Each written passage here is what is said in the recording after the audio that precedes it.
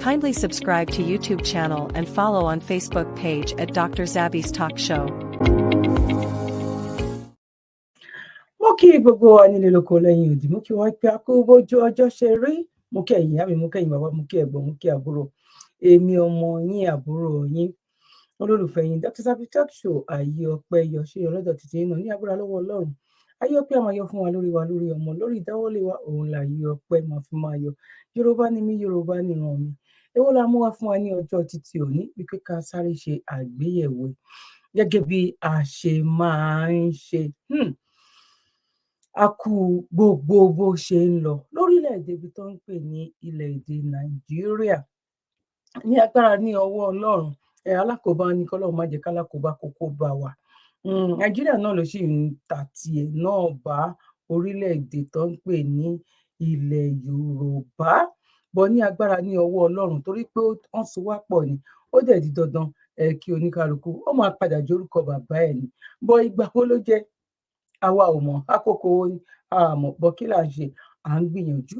Ìgbìyànjú òun ni ẹ̀dá ń gbà. Mo dẹ̀ mọ̀ pé lágbára lọ́wọ́ Ọlọ́run, Ọlọ́run á dé ìgbìyànjú wa ládé, kò ní dá sí èmi àti yín, kò ní dá sí wa láyà. Àìsùn àìwò wa kò ní já sórí asán.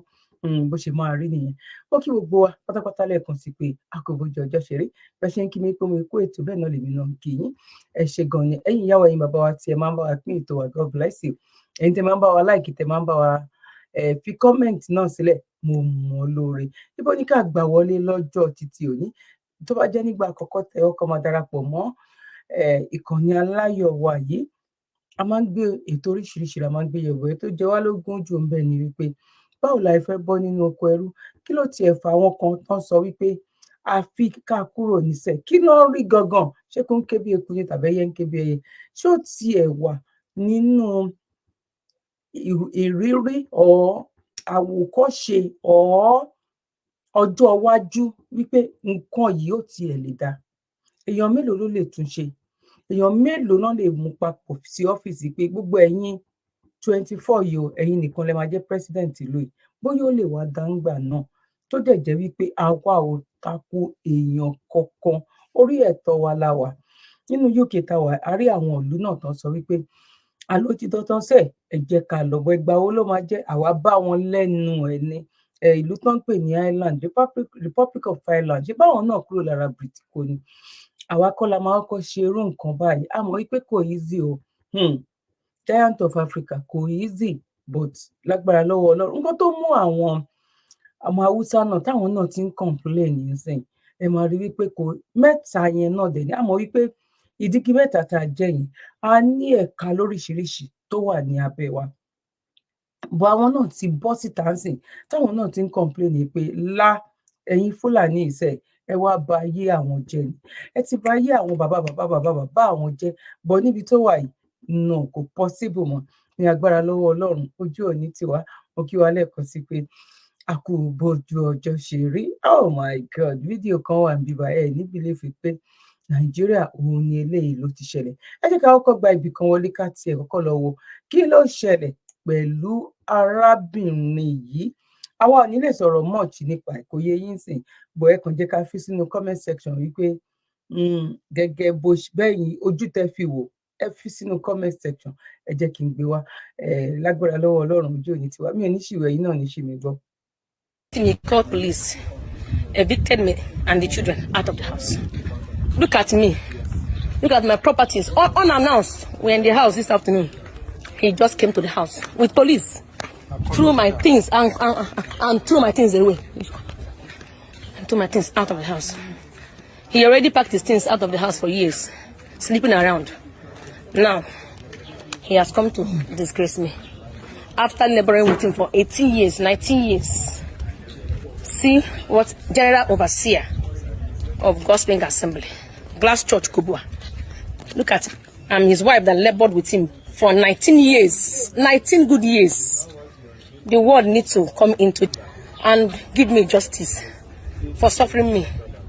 For suffering me for all these years. For suffering me after 6 children. I have 6 children for him. 6, not 1. My last child is 4 years old. My children, he doesn't even know where they are. Look at me. Look at me outside. Look at me outside. Because he feels that nobody will talk for me. He feels nobody will speak for me. Jehovah will speak for me.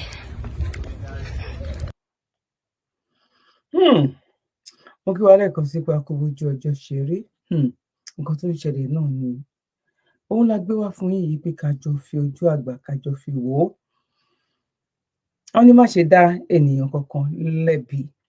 Bó ṣe rí àwọn nǹkan kan wà, ṣe rí gbogbo nǹkan tó ń ṣẹlẹ̀ yìí, mo máa ń sọ ní gbogbo ìgbà. Ó ti ṣẹlẹ̀ rí fún àwọn òyìnbó torí pé kí ni aṣọ tá a wọ̀ yìí kò ń ṣaṣọ wa náà, a kọ́pì òyìnbó ni. Bàtà tá a máa lò a kọ́pì òyìnbó ni. Ìran wa a ní ìmúra tiwa, bọ̀ à ń kọ́ṣe òyìnbó ni nínú gbogbo nǹkan, especially àwa Nàìjíríà, especially àwa Yorùbá, oh my God. À ń kọ́ṣe, a ṣẹ̀ṣẹ̀ ń padà sílé díẹ̀ nísìnyí ni.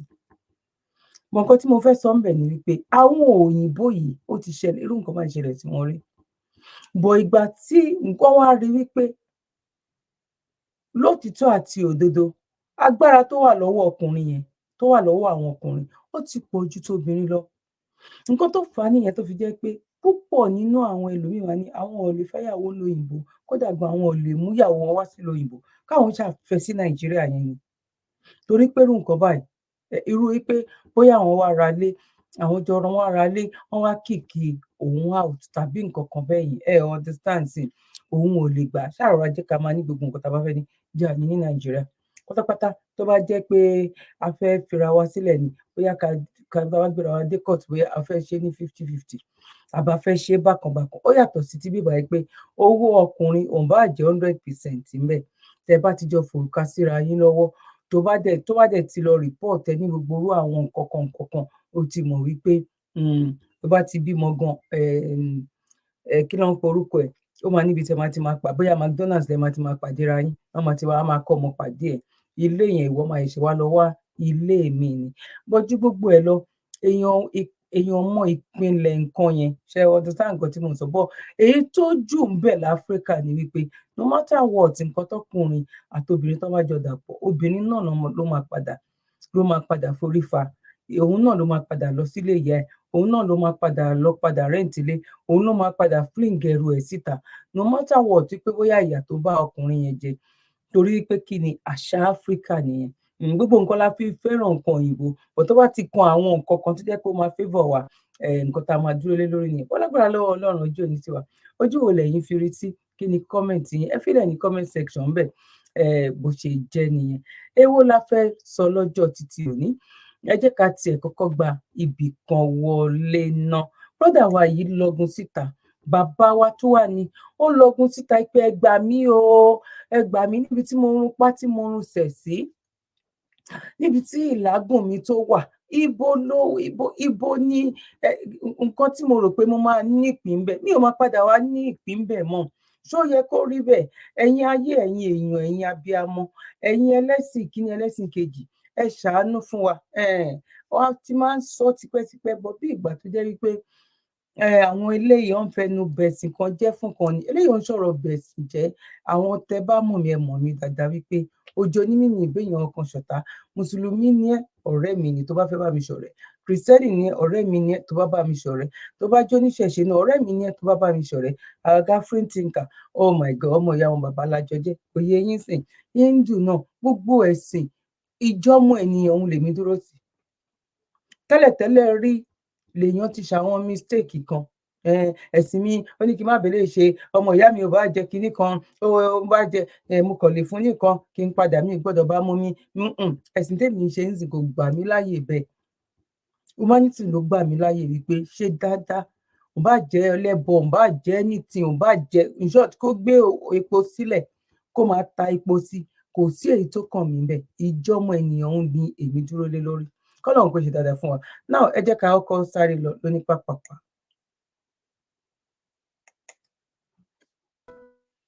Na business dem dey do there, una say na lie. The management of Deeper Life High School. Let them understand that we members of the church contributed money in buying the land and building and equipping the school. Daddy Kumuyi and Deeper Life make this this message reach them. Shebi, what would they talk say church na business now? Some people go talk say we no know what they talk. This church what they carry for head so na business then they do there. Una say na lie. Now this man now don't follow build school for church. In pikin no fit enter the school. Why? School fees.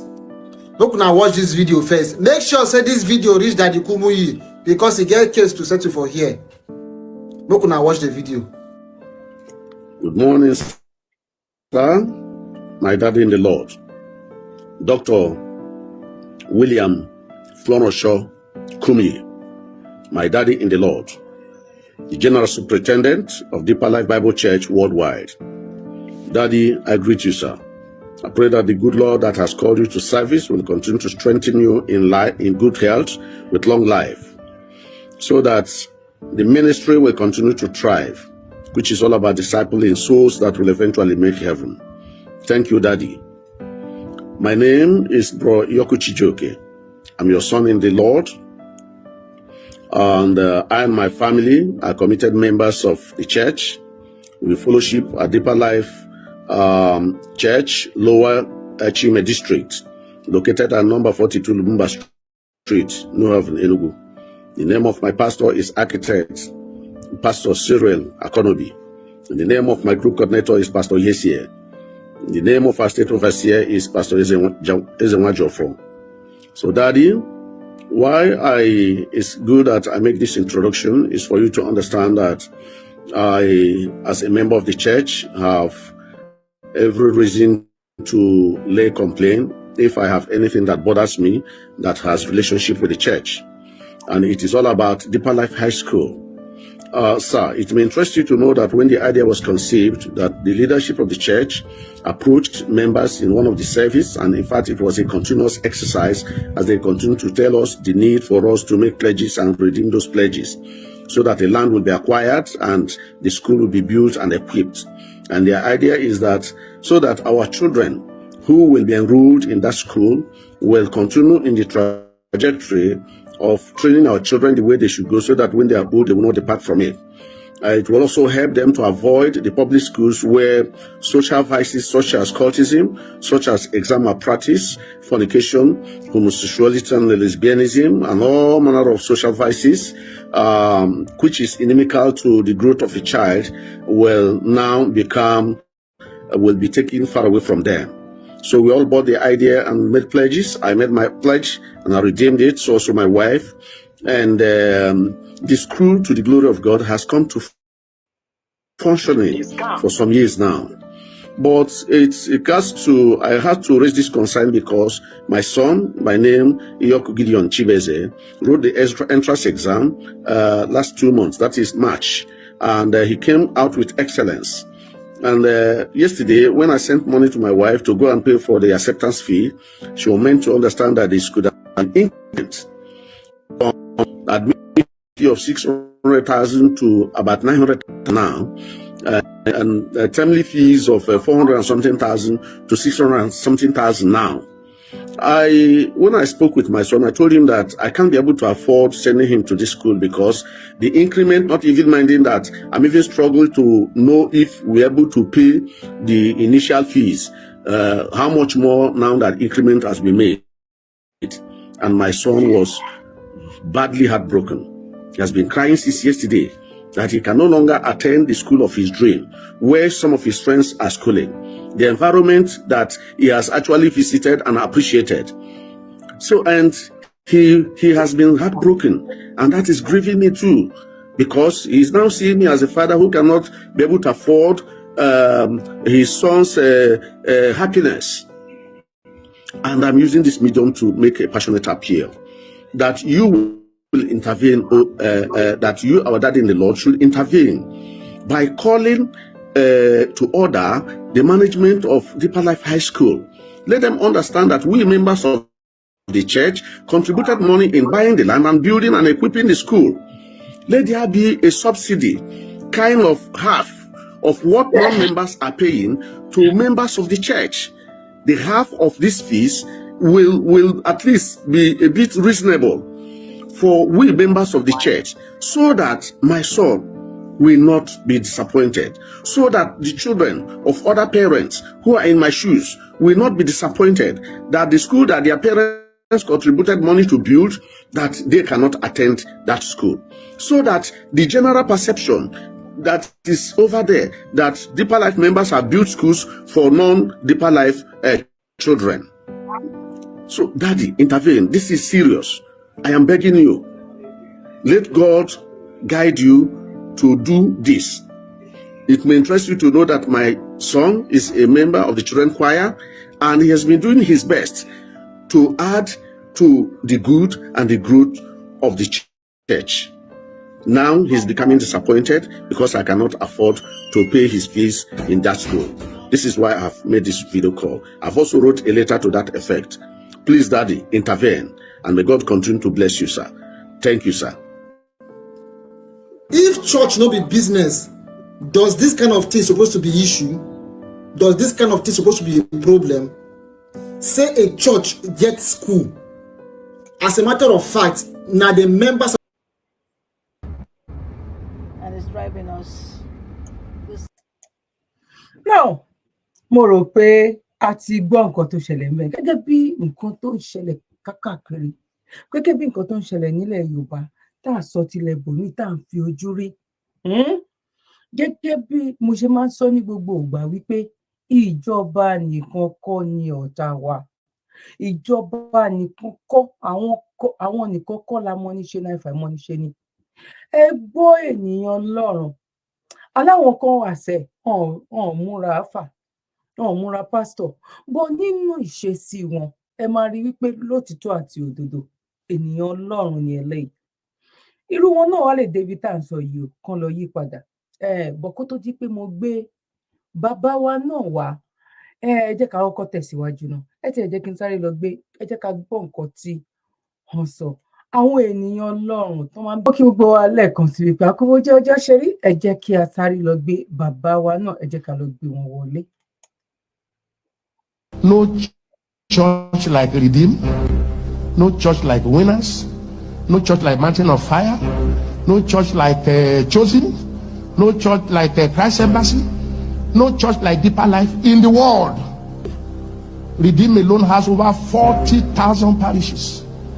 Winner alone has 30,000. There are only 10,000 wards in Nigeria where decisions of those who rule these countries are made. So it's not just deliver Nigeria. It should be God. Wake up your church. It will imprison us. They must release us, mobilize us, encourage us to go to the grassroots. Politics is grassroots. You know, I have done politics before. I have campaigned, I've been voted for. I was a deputy speaker of a state. I know how it works. It's not just prayer. We have prayed, and God has answered the prayers. The answer is that He has given us people. Next to God's power is political power. And I want what I am saying to be carried live. Next to God's power is political power. And political power is people giving. And God has given us people. What else do you want Him to do for us? You want God to come from heaven and be casting vote? You want God to go to the world and become world chairman? No, the 7 ESCO in each ward, they are the one that determine who is the president. We can't change Nigeria except we change the National Assembly. This evil law called constitution, this is jihadist constitution. This is oligarchy constitution. This is a constitution that put the whole of the country under one tribe. This constitution cannot allow to go, and it cannot change until you change the men at the National Assembly. The men at the National Assembly will not change until you select new people that will replace them. So the church must wake up. And not only church, patriotic Nigerians must wake up in the name of Jesus. And you win on social media. You don't win on the attending world meeting. And we will put our good people there. It is the people at the world that are called delegates. It is delegates that select who will be the president, who will be the governor, who will be the senator. If you are not there, you are at the back of the fence. If you pray from now till next year and you are not there, you say prayer in vain. Church must wake up. And that's what I'm telling the whole church. And I'm telling you now. I don't know why God sent me to politics when I went. But you see, God has to send Joseph to Pharaoh's house. Joseph has to be raised in the palace to understand the palace culture. And then God returned him to defeat Egypt. This country must be restructured. We must go back to true federalism. Nigeria was a negotiated country. Nations have to dominate everybody. It will not happen. It will not happen again. This year. Náà mo kí gbogbo wa lẹ́ẹ̀kan sí pa kú bójú ọjọ́ ṣe rí. A máa gbọ́ nǹkan tí bàbá wa olóríire tún sọ. Tó bá jẹ́ pé bí àwọn tó kù kárí bóyá bíi 12 nínú wọn táwọn náà sọ irú nǹkan báyìí, bọ̀bọ̀ kàkà kan sọ ńṣe ló tún fún àwọn kéékèèké gan tó tún fún wọn ní àmì òróró tó tún gbé wọn sókè. But bèbí ti ṣẹ́jú. Bèbí ti ṣẹ́jú. Kí ni ọmọkùnrin kí ló tiẹ̀ sọ náà? Mẹ́sẹ̀jì wo ló give?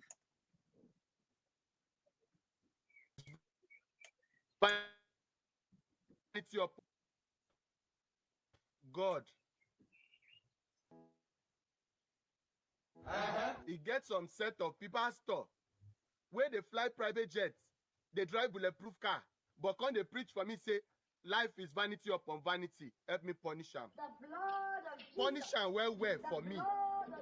Any pastor where they eat chicken for your house, they chop turkey, they chop 3 times a day. When you come, they preach for me, say man shall not live by bread alone. Thunder, help me fire them. Help me punish them. Oh, any pastor where go tell me, say I will tramp upon snake and scorpion. If they drive bulletproof car, they tell me, say maybe I use my leg tramp upon snake and scorpion. May snake come bite me. Jesus been the trek from Jerusalem to Galilee. Why you no trek? Man shall not live by bread alone. No be you chop, they read Bible. No be you belly food, they go church. You see all this movie when they act for church. When I turn church to cinema, they do fake miracle, they deceive people. You see say we no know say na lie. You say they wise. We dey look una. Bèbí ti wá ṣẹ́jú báyìí. These men are the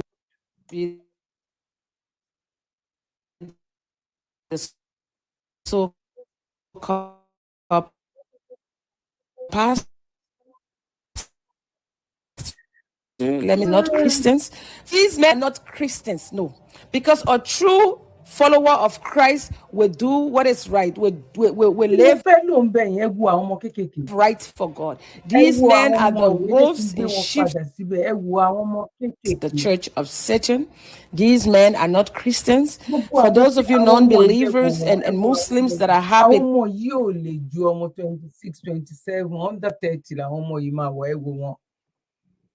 àwọn ọmọ yẹn wò wọ́n, ẹ wo bí wọ́n ṣe fi orúkọ Ọlọ́run tán fi ń ba ìran jẹ́. Ẹ wo àwọn ìkà, ẹ wo àwọn aṣebi, ẹ wo àwọn ọmọ yẹn, ẹ wo àwọn ọmọ kéékèèké, ẹ wò wọ́n. Thinking I'm exposing Christians. No, these men are not Christians. No, because a true follower of Christ will do what is right, will live right for God.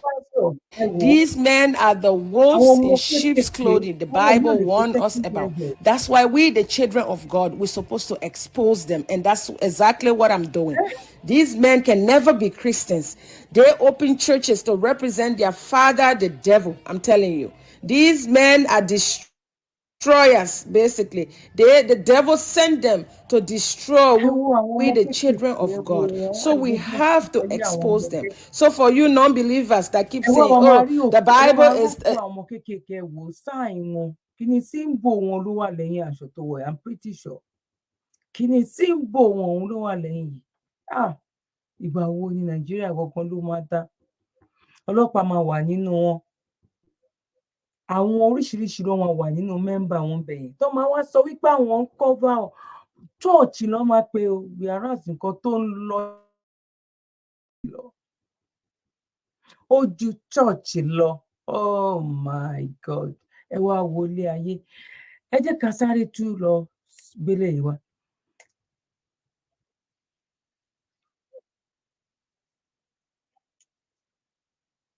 Let us see the building. Let us see the board.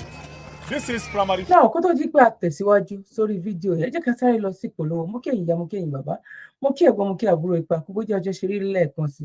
Ẹ jẹ́ ká sáré lọ sí ìpolówó. Látijọ́ aláyé ti dáyé lọ́kọ́ tí ń sọ lówó orí aya tájọṣepọ̀ wọn sì jẹ́ ìgbádùn òun fa ìfẹ́. Tírí ìgbádùn lọ́kọláya bá ti ń bọ́ ságídé kásáyàn ò fàǹfẹ́ láàrin wọn dòní yọ̀bẹ̀kẹ́ tọkọ ò lè gòkè lọ́wọ́ déere tọkọ wa ń ṣe súkẹ́súkẹ́ lórí aya. Orísun ló yẹ ká padà sí ká tọ́jú ara wa pẹ̀lú S2 herbal bitters fátẹ̀kan lẹ̀ gbọ̀ngbọ̀ngbọ̀n ká kó lẹ́gbẹ́ àwọn tí ń bẹ̀bẹ̀ fàyà lórí ibùsùn. S2 herbal bitters 100% herbal tí ò lọ́tì kankan nínú pẹ̀lú ǹtẹ̀ NAFDAC. S2 herbal bitters ilé-iṣẹ́ S2 ultimate holistic spiritual herbal remedy international limited ló ṣe 002 Park Street First Avance Junction Ọ̀lẹ́yọ̀ Ìbàdàn Ọ̀yọ́ State. Ó wà lọ́pọ̀ yanturu ní 1825 Olúyọ̀lé shopping complex New Garage Ìbàdàn. Ẹ ti lè rí rà ní Lasorat Royal Plaza Asunlẹ̀ Junction off Akala Express Ìbàdàn Ọ̀yọ́ State. Fún ẹ̀kúnrẹ́rẹ́ àlàyé síwájú sí tàbí tẹ̀yin gan bá fẹ́ jẹ́ alágbàtà fún wa ẹ pè tàbí kẹ́ WhatsApp wa lórí +234 704 079 0153 tàbí kẹ́ kàn sí +234 806 400 0204. Bákan náà ni ẹ lè kàn sí abroad line wa lórí +353 894 982 845. Ẹ mọ́ gbàgbé wípé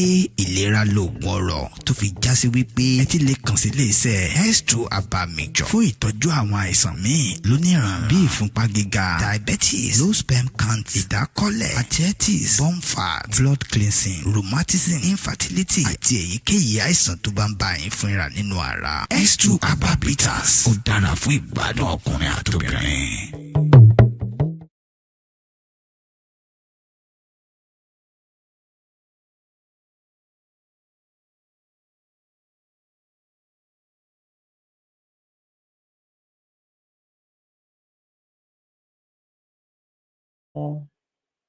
Nẹ́tíwọ̀kì yẹn ó bad, ẹ bá wa manage ẹ bẹ́ẹ̀.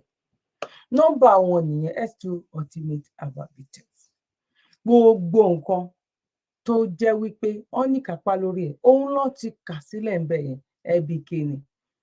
Bóyá ẹkùn mi ni o, ẹsẹ̀ mi ni o, orí ni o, mo fẹ́ mo wá tí wá ń tèkìn o, ó ti wá ń rí bákan o. Gbogbo ẹ̀ pátápátá lọ́lọ́run fún wọn ní ọgbọ́n àti òye yẹn wípé ká fi ewé àti egbò ká fi ṣe. Eléyìí ò wà ní side effect. Ṣé mọ̀ ẹ́ pọ̀rọ̀ àwọn oògùn tibí tá a máa ń kó jẹ kò sí bó ṣe lè jẹ. Ẹni tó bá ní high blood pressure òun ní kẹ́ bèrè lọ́wọ́ ẹni tó bá ní sugar òun ní kẹ́ bèrè lọ́wọ́ ẹ̀ nígbàtígbà tó ti máa ń lò kí ni àwọn nǹkan tó wá jẹ́ nǹkan tó tún ti bàjẹ́. Gbogbo wa la mọ̀, gbogbo wa la wà nínú ìrìn àjò yẹn, la mọ gbogbo bó ṣe ń lọ. Ká má fi ẹnu sọ gbogbo ẹ̀tàn lórí ayélujára, especially àwọn òyìnbó tó ń fẹ́ ìlọsíwájú àwa adúláwọ̀. Wọ́n ṣàfẹ́ jẹ́ kó jẹ́ pé gbogbo nǹkan táwọn ṣe òun ni kó jẹ́ the best. A dúpẹ́ lọ́wọ́ gbogbo ẹ̀yin tí ẹ ti pè wọ́n, tẹ́ ẹ ti bá wọn dòwò pọ̀, tí ẹ tún wá padà wá ń sọ bó ṣe rí. Mo dúpẹ́ lọ́wọ́ yín, mo mọ̀ lórí. Ọlọ́run ní dójú tì yín, ìyá mi àti bàbá mi, ẹ̀gbọ́n mi àti àbúrò mi. Ìlera lóògùn ọrọ̀, kílẹ̀ ń wò. Nọ́mbà wọn òun ló wà lójú àmúwòmáwòrán yìí. Èyí tí wọ́n gbé gbàgàdà síwájú yẹn ni o, torí àwọn èèyàn ló ń pe wrong number. Àwọn bẹ́ẹ̀ yẹn tó jẹ́ wípé ọ̀rọ̀ visa ni brother wa yẹn làwọn máa ń ṣe ní tiwọn, Amẹ́ríkà làwọn wà. But nọ́mbà eléyìí, nọ́mbà Europe àti nọ́mbà Nàìjíríà, tẹ́ bá ti tẹ̀ sórí aago yín WhatsApp ló máa gbé yín kíápà tó máa gbé yín lọ síbẹ̀. Táwọn béèrè àwọn questions oríṣiríṣi lọ́wọ́ yín. Eléyìí yàtọ̀ sí ìta àrà nínú bus stop wípé láti irun orí títí dé kọ́ ní ẹsẹ̀ gbogbo ẹ̀ ló gbọ́. No, eléyìí ò rí bẹ́ẹ̀ fa. Àwọn máa béèrè ní àwọn nǹkan olè tí ń lò, kí ni àwọn àpẹẹrẹ, kí ni gbogbo. Ìyẹn lè má fi mọ̀ pé wọ́n mọ nǹkan tí wọ́n ń ṣe. Ewé àtegbò òun ló lè ṣe fa. Nǹkan ọmọkùnrin mi ó rí bákan, ìyàwó mi complain tàbí mo wá wà ní 70 something years. 70 something years old. Láyé ìgbà àwọn bàbá tiwa 70 something ló máa ṣe gbéyàwó kékeré. 80 something ọmọ afẹ́yàwó kékeré ṣe dààmú ẹni tó bá dààmú 70 something age kan age ò sọ nǹkan yìí age is just a number kí lẹni mo sọ age is just a number ẹ ṣáà ti mọ̀ ẹ ti dààmú bó ṣe jẹ́ gangan nìyẹn lágbára lọ́wọ́ Ọlọ́run àní fira wa ṣe àwátì náà ẹ jẹ́ ká tẹ̀síwájú. 4 and 5, and then we'll go to the other classes. Please let us see the building. This is what they have as building. And then we have primary 3 and 4 here. This is primary 3 and 4. We have the primary 1 here, or the KG. And then there, we have primary what here? Primary 1 is here. And KG. Okay? And then it may interest you to know that this is a school that is under the state government. Like I said, it's one of the states in northeast Nigeria. I wouldn't want to mention the state, so that the state will not see us as putting them in bad light. We are calling on well-meaning Nigerians to support this children. Tàbí kí lẹ́ni mo sọ ẹ bá mi fílẹ̀ nínú comment section yìí. Irú nǹkan báyìí ìgbà tó ń ṣẹlẹ̀ ó yẹ kẹ́ lè sọ torí àwọn tó máa campaign bó torí pé yìí lọ síbẹ̀ ń ṣe ọdún náà tó bá sọ́nà ó lè kó bá tíṣà ẹyọ kan ṣo òun ló ń kọ́ ẹ jẹ́ ká gbọ́ síwájú díẹ̀ sí ló ń kọ́ ọmọ more than 100 ó dẹ̀ ń ṣẹlẹ̀ kò jọ mí lójú yes mo ti rí teachers tó jẹ́ wípé nílẹ̀ Yorùbá ń bẹ̀ yẹn nílẹ̀ Yorùbá ń ṣe ní north tó jẹ́ pé class tó ń kọ́ kò ń ṣe class 5 tó bá lọ kọ́ primary 1 á lọ kọ́ 2 á lọ kọ́ 3 á lọ kọ́ 4 nínú Nàìjíríà tó ti fi 90 something million rán àwọn èèyàn lọ ṣe iṣẹ́ wípé kan lọ sin Ọlọ́run wíwárà tó dẹ̀ jẹ́ wípé Ọlọ́run gan ti dágbére fún wọn pẹ̀lú iṣẹ́ ọwọ́ wọn Ọlọ́run ti kọ̀ wọ́n sílẹ̀ torí nǹkan Ọlọ́run ni àwọn ń bàjẹ́ tí àwọn ń kówó yẹn lọ síbòmíì táwọn ẹlòmíì dẹ̀ rí gẹ́gẹ́ bí wípé ń tako ẹ̀sìn ni mo dẹ̀ dúpẹ́ lọ́wọ́ ẹ̀yin tó jẹ́ pé ẹlẹ́sìn nìyí ẹ̀ ń ṣe ẹlẹ́sìn tí ẹ rí wípé ọ̀rọ̀ tí à ń sọ yìí ó make sense bó yẹ kó rí nìyẹn. So interested to know that the children in this community are up to 200, up to 100, 250. So there are 250 children of school-going age in this community, but this. Ní Nàìjíríà níbi tí àwọn pastors tó ti ń lo jet tó ti ń lo private jet tó ti ń lo mọ́tò tó jẹ́ wípé irú ẹ̀ gangan ni president UK. Nẹ́tíwọ̀kì yìí bàjẹ́ ní bọ̀ wá máa manage ni mo kí yín lẹ́ẹ̀kan sí papọ̀ jọjọ ṣeré máa tó ràǹdẹ̀ ọkùnrin sí nẹ́tíwọ̀kì yẹn bàjẹ́ gan ni. Now ẹ jẹ́ ká sáré tẹ̀síwájú ẹ jẹ́ ká gbọ́ nǹkan tí bàbá wa Sanusi Lamido ẹ jẹ́ ká gbọ́ nǹkan tó sọ.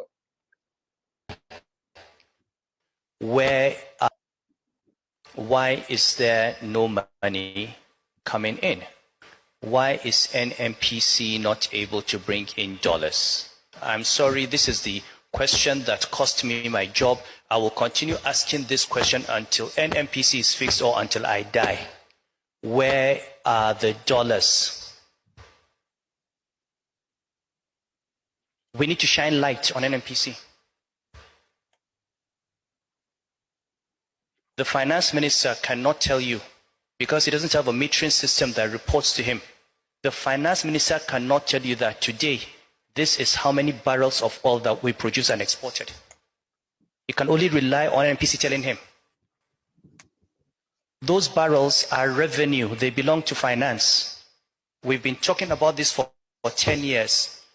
We need a metering system. The finance ministry needs to know how much oil we are producing every day, how much oil we are selling, and where the money is going. Because if you don't fix the leakages in that system, if you don't fix the revenue, the dollar revenue issue, you will never fix the exchange rate problem. Oil is not going to grow our GDP. I've always said that. Oil, I mean, if you took out all the oil in Nigeria today and sold it, it would raise our per capita income to maybe $4,000. We won't even be a middle income country. Oil will never make us rich, but it is working capital.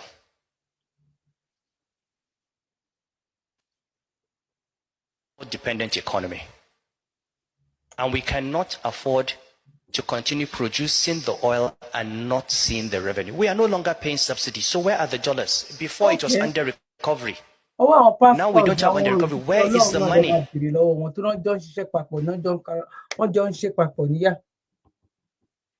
Just the issue I raised for which I was suspended. You can suspend me again. Okay?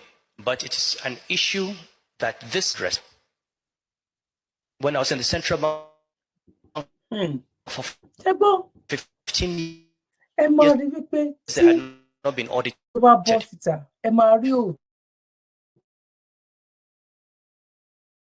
Mario ti sọ̀rọ̀ ni ẹ lè sọ wípé irú ìlú tó ń sọ wípé irú owó bẹ́ẹ̀ yẹn wà ká máa rí irú school bẹ́ẹ̀ yẹn àwọn governors àwọn senate àwọn council àwọn kí n tún ní àwọn kéékèèké nínú wọn. Tó bá ti wọ àpò ẹ̀ gbogbo ẹni tó bá ti ń profit nínú gbogbo ìyà tó ń jẹ ọmọ Nàìjíríà yìí ẹ ní ṣe oríire.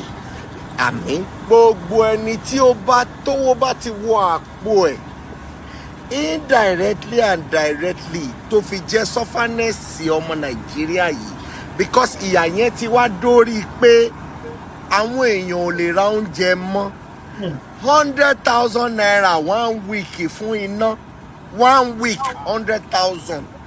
Tọ́kì tí mo polówó ń jọ sí pé 4,000 ó ti di 6,000 ẹyọ kan. Ẹni tó bá ti wá ń profit tó wó lọ bẹ́ẹ̀ ni prepaid 3 days ní now 3 days ṣé òǹgọ́là ńlá ń bí báyìí ẹ ní ṣoríire ọmọ yín ò ṣẹ̀mí ọmọ yín á ṣoríire but ọmọ yín ò bá wá ọ̀nà tó máa fi poison yín ògùn ló máa pa òun náà lágbára ọ̀nà ẹ ní orí burúkú ẹ máa ṣe ẹ máa rówó no problem ẹ máa rò pé ẹ wà ní fàájì but ìjọ tí kinní yẹn bá máa ta yín nídìí ẹ ní rówó ra rọ́ọ̀bù wọ. Ẹ wo ìlú òkè wo. You can see them. This is Fulani herdsmen infiltrate my land. As you can see them, they have eaten up my crops. Look at them. This is Fulani herdsmen in Yoruba. Yeah, kinní yẹn cut. Ọlọ́run nìkan ló mọ̀ ọ́ rìn tán yan fanda nínú ta ló dìde. Gbogbo nǹkan tó ń ṣẹlẹ̀ yìí a fẹ́ sọ wípé àwọn pásítọ̀ ò gbọ́ àwọn ìmáàmù àwọn gbogbo wọn ò gbọ́ láti lè sọ wípé no iṣẹ́ Ọlọ́run la fẹ́ pàṣẹ tí ò bá jẹ́ wípé nǹkan tó ní kálukú máa jẹ ló ń wá kò sí nǹkan tó ń ṣiṣẹ́ Ọlọ́run mọ́ iṣẹ́ àpò ara wọn òun everybody tó ń pera wọn léèyàn Ọlọ́run ní Nàìjíríà òun náà ń ṣe tí ò bá jẹ́ bẹ́ẹ̀ ni ó tiẹ̀ yẹ kán wá rí èèyàn tó jẹ́ wípé wọ́n máa sọ wípé níbi tí ọ̀rọ̀ yìí dé yìí ẹ jẹ́ káwa náà dá sí ànílé ayé ò ṣe é gbèsè ọ̀run ò ṣe é bínú lọ ìlú òyìnbó ò ṣe é gbé Nàìjíríà ò ṣe é bínú lọ tó bá jẹ́ fídíò rẹ̀ ẹ wo nǹkan tó ṣe we dey shoot for upper for Abigo market somebody tell me say he see my pastor wife for kemi I say na lie which one dey carry camera video this woman na you dey carry camera so on Sunday you go dey out you and your husband now dey shout dey no hear word when I see you see my pastor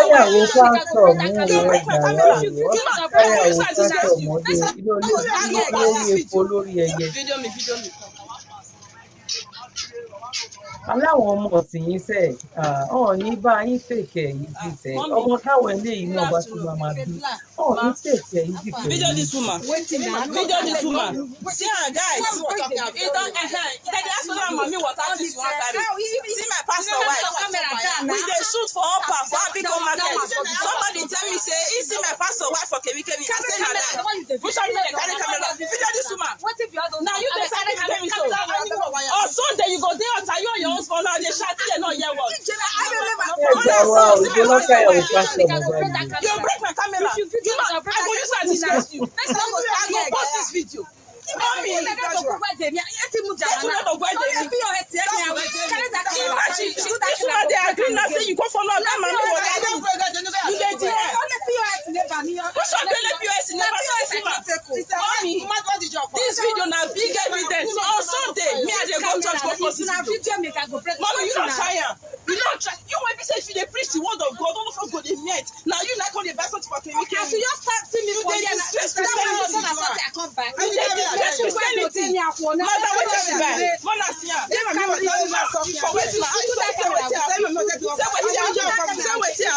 See what my pastor wife dey buy. See what my pastor wife dey buy.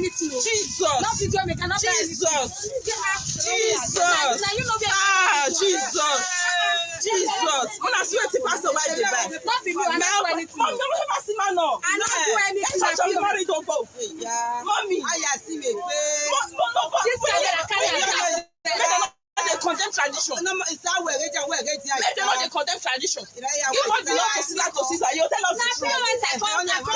You get the side on there now. You get the right POS. You want to go for that side now. You know the pastor wife. I carry this camera. You know that way. You want to believe. When I see what the pastor wife come back, boy.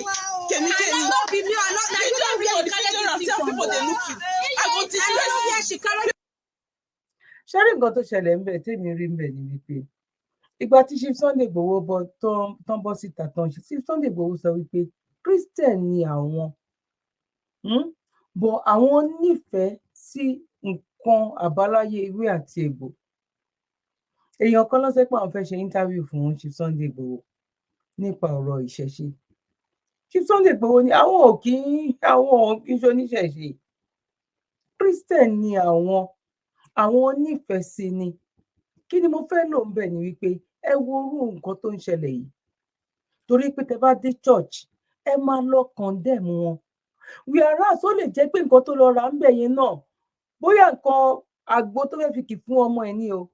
Bọ̀ á ti ní ìgbàgbọ́ tó jẹ́ wípé anybody tó bá ti lọ sọ́dọ̀ lérú epo lórí ẹja o lórí ẹran o àwọn alágbòṣá wọ́n ti believe pé bóyá pàtì èèyàn ló fẹ́ lọ rà ní o bóyá ó fẹ́ lọ ṣògùn owó ní o bóyá ó fẹ́ àárí gẹ́gẹ́ bíi wípé àwọn nǹkan ìṣẹ̀ṣe wa gógó ló wà ń bẹ̀ yẹn.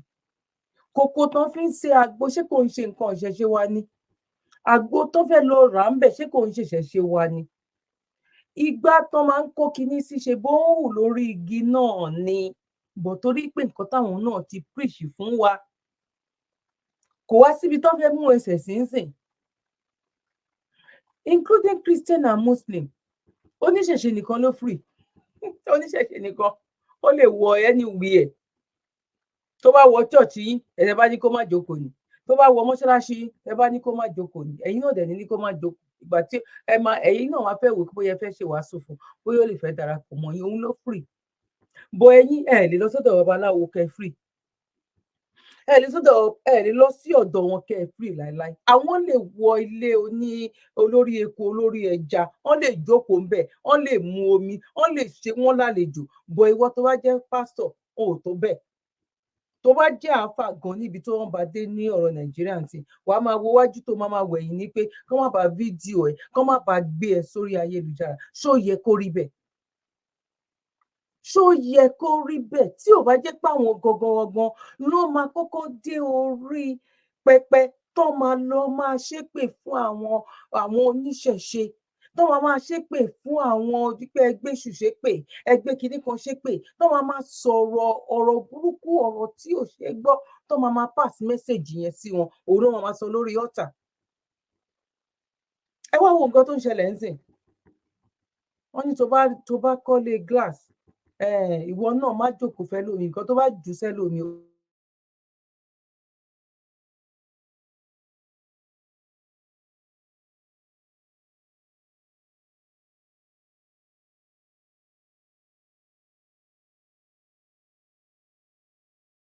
Ọlọ́run kó ṣe dáadáa fún wa. Mo dẹ̀ mọ̀ gbàdúrà wa gbà ó ń sọ wọn lókun bẹ́ẹ̀ ni kò ní ọ̀ní sí pẹ̀lú òkú ẹ̀ ó ti ń lọ àti ń rí bó ṣe ń lọ wípé very soon ẹ rí the young girl ẹ rí nǹkan tó sọ wípé kí ni ẹ̀yin lẹ máa bú àwọn oníṣẹ̀ṣe ìwọ ìyàwó pásítọ̀ tí wàá tọkọ ẹ̀ tẹ́tí máa sọ oríṣiríṣi fún wa nínú church ìwọ rèé níbí báyìí bọ́ kí ni nǹkan tó lọ rà ń bẹ̀ bóyá nǹkan tó máa ṣòun gangan láǹfààní ni tí wọn mọ̀ gbogbo wọn àti pásítọ̀ àtàwọn olóṣèlú wọ́n ṣe ń ṣe wá lélẹ̀ ẹ jẹ́ ká wò.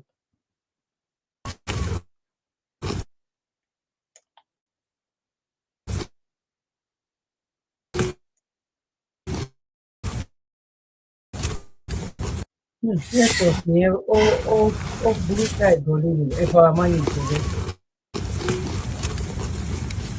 Ẹ̀rí bámúbámú ni mo yó èmi ò mọ̀ bí ń fọmọ ẹnì kankan pásítọ̀ ń ṣe bẹ́ẹ̀ fún wa ó ṣe ní ń ṣe bẹ́ẹ̀ fún wa òun bó ṣe ń fún ìjẹ sọnù òun bó ṣe ń fún ìjọ ọmọ ẹ sọnù bó ṣe rí gbọgbọ ọgbọ nìyẹn bí pásítọ̀ bó ṣe ń fún ìjọ aráàlú sọnù bí àwọn ìjọba bó ṣe ń fún ìjọ aráàlú sọnù ẹ wo gbogbo olú eléyìí nìyẹn prayer kan náà ti ṣe rọ́bọ̀tì yìí o ó ti pásítọ̀ alẹ́ ó ti ṣe so many things ó ń ṣe kíní ní guest college ní ọ̀nà àti alẹ́sí ọ̀nà mo ní project kankan ṣe bóyá bíi 2 years ago owó ò ní jẹ́ kí wọ́n lè ṣe nàìjíríà kọ̀ láti lè ṣe irú nǹkan báyìí káwọn ọmọ school kan gbé jáde kán rí robot tó máa bẹ̀rẹ̀ sí ní robot tí ń roko tí ń ṣe oríṣiríṣi ibo lẹ ti rí ní nàìjíríà because káwọn kówó kúrò kán kó wá sí ìlú ẹlòmíì òun nìkan òun làwọn mọ̀ irú eléyìí náà sì kán ní bàbá olówó kan ọ nínú àwọn òjèlú wọ́n ti lọ rà wọ́n ti gbé sínú compound wọn kán lè sọ pé àwọn làwọn rí bọ̀ báwo làwa yẹn fẹ́ ṣe nínú ọ̀dọ̀ tiwa yẹn irọ́ ni o àwọn pásítọ̀ yìí tán pera wọn léèyàn lọ including àwọn àáfàá náà ni o àti àwọn babaláriwo náà tán darapọ̀ mọ́ wa tán fi nílé ayé wa lára ọlọ́run máa nílé ayé wọn lára ni o torí pé ọ̀bọ ti ṣẹ́jú báyìí. Mobility. When George arrived, Margaret.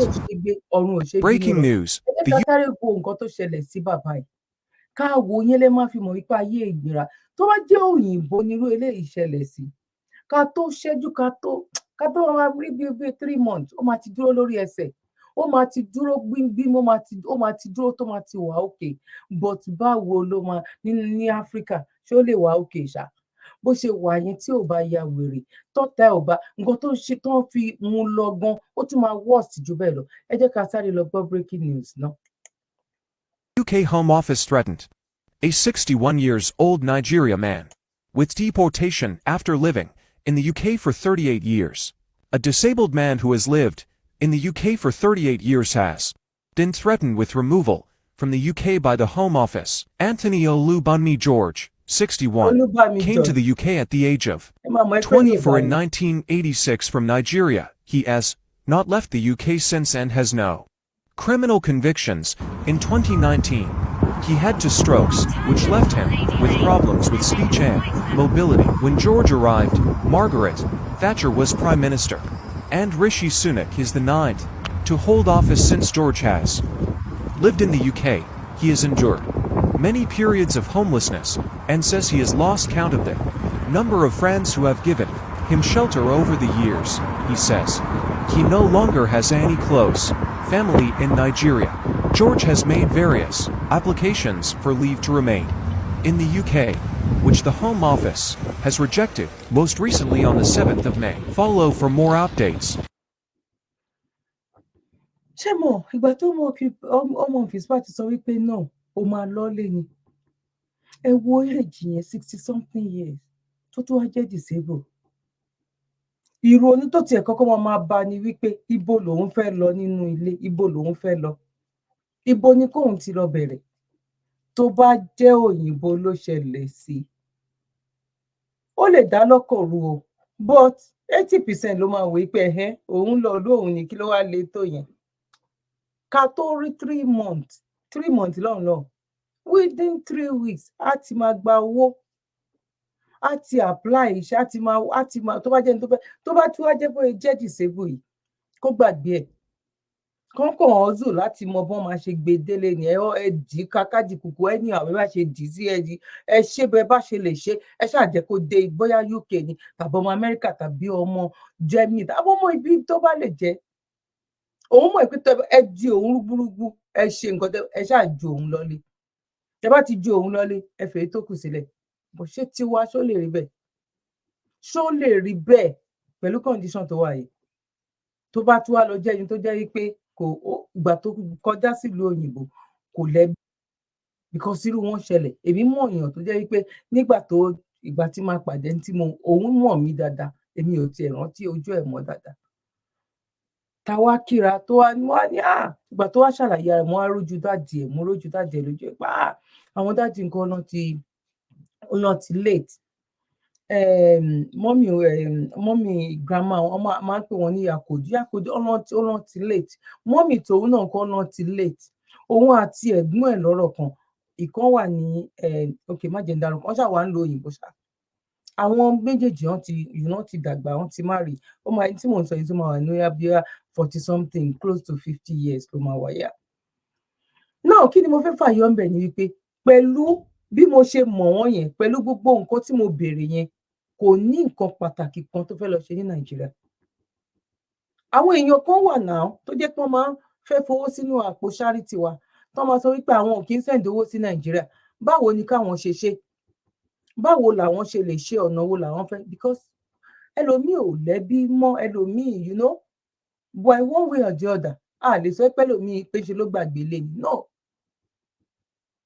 ṣe dẹ̀ wá mọ̀ pé ní ayé tá a wà yìí sìn ó ti yàtọ̀ sí ayé ìgbà àwọn ìyá tiwa àwọn ìyá tiwa àwa ò kó ẹbí mọ́ra mọ́ bọ́n ṣe ń kó ẹbí mọ́ra tẹ́lẹ̀tẹ́lẹ̀ kí ló dẹ̀ fà ẹ̀sìn náà ni ẹ̀sìn ló sọ wípé tó bá bá Christian ṣe wàhálà ni tó bá bá mùsùlùmí ṣe Christian pẹ̀lú Christian míì gan ọ̀bára wọn ṣe mùsùlùmí àti mùsùlùmí gan ọ̀bára wọn ṣe báwo lẹbí ṣe wá fẹ́ dàbí ìgbà yẹn lọ́hùn tó jẹ́ pé nílé ọdún ó jẹ́ mùsùlùmí ó jẹ́ kìrìsìtẹ́nì wọ́n máa celebrate wọ́n máa ṣe gbogbo ẹ̀ ní tó bá ń ṣe kinní kan odò Ọ̀ṣun tó bá ń ṣe kinní kan oníkálukú máa bára bọ̀ nísìnyí báwo lè fẹ́ rí ẹni tó ti dé lóyìnbó ti tó wá rí pé òkè muslim ni family òun dẹ̀ jẹ́ born again wọ́n ti ní tóun bá wọn ṣe wàhálà ni bóyá máa gé wọn ẹlòmíín wà kó mọ ọmọ ẹ̀gbọ́n ẹ̀ ọmọ tẹ́gbọ́n ẹ̀ bí kò mọ̀ kò dẹ̀ rí bẹ́ẹ̀ tẹ́lẹ̀tẹ́lẹ̀ kí ló kó bá wa ìjọba kó bá wa àwọn ló ṣe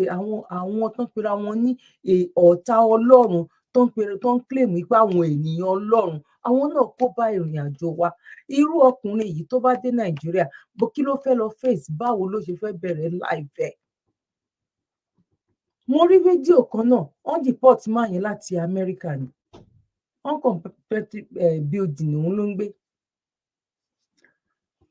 uncompleted building òun ni máa yẹn òun ló ń gbé tán ti lọ ṣe interview fún brother mi àti sister mi ó lóun bára òun ní Nàìjíríà èèyàn mọ̀ kí ló ṣẹlẹ̀ bọ́ nísìnyí ìyàwó ò gbé fóònù àwọn fámìlì ìyàwó ńkọ́ àwọn fámìlì tẹ̀ ńkọ́ sórí yẹn ṣàrí bákan ṣá ó kàn ń sùn káàkiri ni ó ní tó bá di lálẹ́ òun á lọ tọrọ owó gẹ́tà síbi èèyàn mọ̀ ó ń ṣẹlẹ̀ because orí ẹ̀ lè máa pè mọ́ torí pọ́n tiẹ̀ ti ju padà sílé yẹn náà ẹ wá wò tó bá jẹ́ ìlú tó jẹ́ pé ó wà òkè ni wọ́n máa tẹ́wọ́ gbà ní bọ̀kó tó di pé ó wọnú flight gan lọ òun kan ti kú sára ní 80%. ìyá mi bàbá mi ẹ̀gbọ́n mi àtàbúrò mi mo kí wa lẹ́ẹ̀kan sí pa kóbójú ọjọ́ ṣe rí èmi ọmọ yín olólùfẹ́ yín Dr. Zabby Talk Show àyè ọpẹ́ yọṣẹ́ ọlọ́dọ̀ tí náà ní agbára lọ́wọ́ Ọlọ́run àyè ọpẹ́ á máa yọ fún wa lórí ọmọ lórí ìdáwọ́lé wa òun làyè ọpẹ́ máa yọ nẹ́tíwọ̀kì yẹn ó rí bákan nínú prógráàmù ilé ni ẹ bá wa mánéèjì kò kúkú ń ṣe ẹjọ́ wa náà ó dàbí pé wẹ́dà yẹn ni òjò náà ń rọ̀ ní ibi báyìí gbogbo ẹ̀yin tí ẹ ń bá wa fowó sí charity wa a kí yín wípé ẹ ṣé ẹ kú akó àjọṣe àkóbójọjọ ṣe oṣù náà tún ti fẹ́ parí ẹ jẹ́ ká gbé nọ́mbà náà ká gbé jáde ẹ̀yin tí ẹ máa ń béèrè nọ́mbà mi wà ní ara kíní ìpolówó yìí tó jẹ́ pé WhatsApp only ní agbára lọ́wọ́ Ọlọ́run ojú òní tiwa ẹ ṣé gan ni God bless you. Zabby Life Saver Foundation àánú lolúwa fi rán wa la fi ń sọpẹ́ fọ́lọ́run àwọn ẹ̀dá tó ń jẹ́ aníparere láyé àwọn èèyàn tá a sì ti ń sọpẹ́ pàtàkì gbogbo olólùfẹ́ wa jákèjádò àgbáyé àwọn tó ń bá wa gbowó ṣètò ìrànwọ́ yìí lọ́nà kan àbí kejì lóòótọ́ ẹ̀yin gan lè jìká tí ò jẹ́ kó rí ó jábọ́ lórí ìkànnì Zabby Life Saver Foundation àkàìmọye ènìyàn lọ́lọ́run ti fọwọ́ tọ́ nípa pé ká mú lára bíntín tọ́lọ́run fún wa tá a fi ń ṣàánú àwọn èèyàn tó kù díẹ̀ fún láwùjọ wa láì fi tẹ̀sìn ẹ̀yà èdè èdè àti àwọ̀ṣe rárá. sẹ́ẹ̀rí bọ́lọ́hún ṣe ń lò wá lórí ìkànnì Sabi Life Saver Foundation táwọn fúnni níṣẹ́ gbalẹ̀ fúnni lóúnjẹ tá a ti ń sanwó iléèwé àwọn ọmọ tí ò lóbìí àti àwọn ọmọ tó kù díẹ̀ fóbi wọn láwùjọ lọ́pọ̀ ìmọ̀ iye ìgbà láti yọjú tá a ti gbóúnjẹ lọ fáwọn tó wà nínú ìhámọ́ táwọn olóyìnbó ń pè ní correctional center lọ́pọ̀ ìgbà tá a bá lọ sílé ìwòsàn fún àbẹ̀wò àti pé ká gba àwọn ènìyàn tí ò rówó san lẹ́yìn ètò ìwòsàn wọn àánú àṣewá púpọ̀ nítorí ohun mèremère ohun tá a máa ń bá pàdé lọ́hùn àti ọ̀gọ̀ọ̀rọ̀ àwọn ènìyàn tó ti parí ètò ìwòsàn tí ò rówó san léyìí tágbára wa nìkan ò lè ká gẹ́gẹ́ bí èrò wa ní Sabi Life Saver Foundation àti bí ẹ̀yin olólùfẹ́ wa ṣe ń sọ wípé kọ́wọ́ jẹ́tò ti lọ síwájú sí i ló já mọ̀ lógun fún gbogbo ẹ̀yin eléyìí ojú àánú jákèjádò àgbáyé wọ́n ràn wá àti jẹ́ kí ètò ìtúbọ̀ tẹ̀ síwájú sí i ẹ jájọ pawọ́pọ̀ lé ìṣẹ́ òun ìyà nínú bí títọ́lọ́rùn fún wa ẹ lè fi ohunkóhun tẹ́ ẹ bá ní sọwọ́ sí ọ́fíìsì wa nílé number 6 Bremer Street Sabo Ṣàgámù Ògùn State tó bá sowó ni ẹ fi sínú àsùnwọ̀n Sabi Life Saver Foundation account níbikíbi tẹ́ ẹ bá wà lágbàáyé account number 579-868-6013 FCMB fún ẹ̀kúnrẹ́rẹ́ àlàyé síwájú sí i lè pe èyíkéyìí àwọn aṣojú wa nílé +234-812-575-4492 tàbí kẹ́pẹ́ +234-708-434-5696 bákan náà ní ẹ lè fàtẹ̀jíṣẹ́ tàbí kẹ́pẹ́ Dr. Zabi gan lórí WhatsApp nọ́mbà wọn +447-440-715-542 ní Sabi Life Saver Foundation àánú ló jẹ wá lógún. You're welcome. Kindly subscribe to YouTube channel and follow on Facebook page at Dr. Zabby's Talk Show.